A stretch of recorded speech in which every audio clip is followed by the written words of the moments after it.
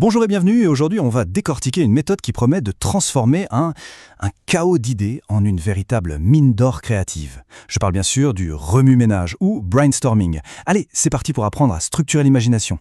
Ah, la page blanche, le projet qui n'avance pas. On connaît tous, ce fameux mur. On a ce besoin-là urgent d'une idée géniale, mais rien, elle ne vient pas. Et si justement, on pouvait un peu forcer le destin, provoquer l'inspiration? Eh bien, c'est exactement le défi que le remue-ménage nous propose de relever. Bon alors entrons dans le vif du sujet. Le remue-ménage, qu'est-ce que c'est au juste? Souvent on imagine une réunion un peu chaotique où les idées partent dans tous les sens. Oubliez cette image. En réalité, c'est une méthode très structurée, conçue spécifiquement pour la résolution créative de problèmes. Pour le dire simplement, le remue-ménage, c'est une technique qui va venir stimuler la pensée créative quand on est face à un défi bien précis. Et attention, le but au début, ce n'est pas du tout la qualité, mais la quantité.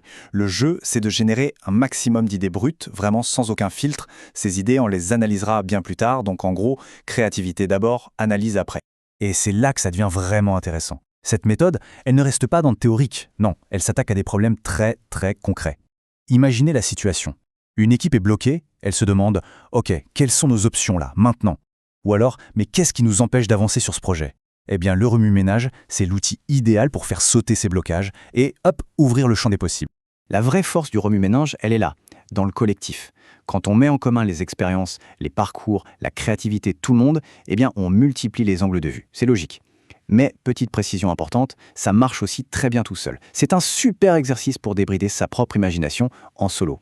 Ok alors, concrètement, comment on fait? Parce qu'un remue-ménage qui fonctionne, attention, ça ne s'improvise pas du tout, non.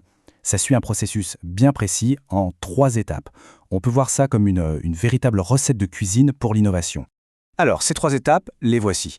D'abord, on a l'étape 1, la préparation. Ensuite, on passe à l'étape 2, la session elle-même. Et enfin, on termine avec l'étape 3, la conclusion. C'est vraiment ce cadre, ce plan en 3 temps qui va transformer ce qui pourrait être un chaos total en résultat bien concret. Et cette première étape, la préparation, elle est peut-être même la plus importante de toutes. D'abord, il faut définir un sujet très clair, histoire de ne pas partir dans tous les sens. Ensuite, on fixe un temps limite, ça crée une sorte d'urgence créative, c'est très efficace. Puis, on choisit un facilitateur et les bons participants. On dit que 6 à 8 personnes, c'est l'idéal. Et le point crucial, vraiment, on se met d'accord avant sur les critères qui serviront à évaluer les idées après. C'est ça qui garantit une évaluation juste et objective. Allez, on passe à la deuxième étape, le cœur du réacteur, la session. Et là, il y a une règle d'or, une seule, mais elle est non négociable. Aucune critique, zéro discussion, chaque idée est potentiellement une pépite. Donc on note tout, on écrit tout pour que tout le monde voit tout. C'est le moment de se lâcher et d'oser les idées qui paraissent folles, voire ridicules. Parce que l'objectif, il est simple, c'est la quantité. La quantité et rien que la quantité. Et on arrive à la dernière étape, la conclusion. Le chrono a sonné, le feu d'artifice créatif est terminé. C'est là qu'on peut enfin rallumer la lumière de l'analyse. On ressort les fameux critères qu'on avait établis au tout début et on s'en sert pour discuter, évaluer, regrouper les idées qui se ressemblent. L'objectif final, c'est de transformer cette avalanche d'idées brutes en une petite liste bien propre de pistes d'action concrètes. Bon, attention quand même, comme n'importe quel outil, le remue-ménage, ce n'est pas une formule magique. Ça a des points forts qui sont juste incroyables, c'est vrai, mais ça a aussi ses limites. Et c'est super important de les connaître pour vraiment bien s'en servir. Alors d'un côté, les points forts, ils sautent aux yeux. On peut récolter un nombre impressionnant d'idées en un temps record. Et surtout, cet environnement sans jugement, ça libère vraiment la parole. Mais de l'autre côté, il y a des pièges. Il faut savoir que le succès de l'opération dépend à 100% de la créativité et de l'envie de participer de chacun. Si la politique interne s'en mêle, ça peut tout bloquer. Et si les gens commencent à débattre pendant la session, alors là, tout le système s'effondre.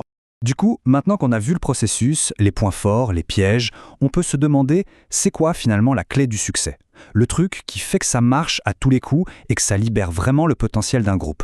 Eh bien, il y a une phrase dans notre source qui résume ça à la perfection. La voici. Lorsqu'il est bien réalisé, le remue-ménage peut devenir amusant, stimulant et productif. Le plus important, c'est ces 2 petits mots, bien réalisé. Tout est là-dedans. Et voilà, on arrive au point le plus important à retenir de tout ça. Ce qui fait la différence entre une réunion chaotique et un puissant moteur de créativité, c'est une seule chose, la structure. Ce processus en 3 étapes, il ne vient pas brider la créativité, pas du tout. Au contraire, il lui donne un cadre, un espace sécurisé pour qu'elle puisse s'épanouir. C'est un peu l'art de la liberté structurée. Au final, on voit que le remue-ménage est une méthode qui paraît simple, mais qui est redoutablement efficace pour ouvrir des portes qu'on pensait fermées à double tour. Alors la seule question qui reste en suspens, c'est quelle est la prochaine grande idée qui, là, quelque part, n'attend que le bon processus pour enfin voir le jour?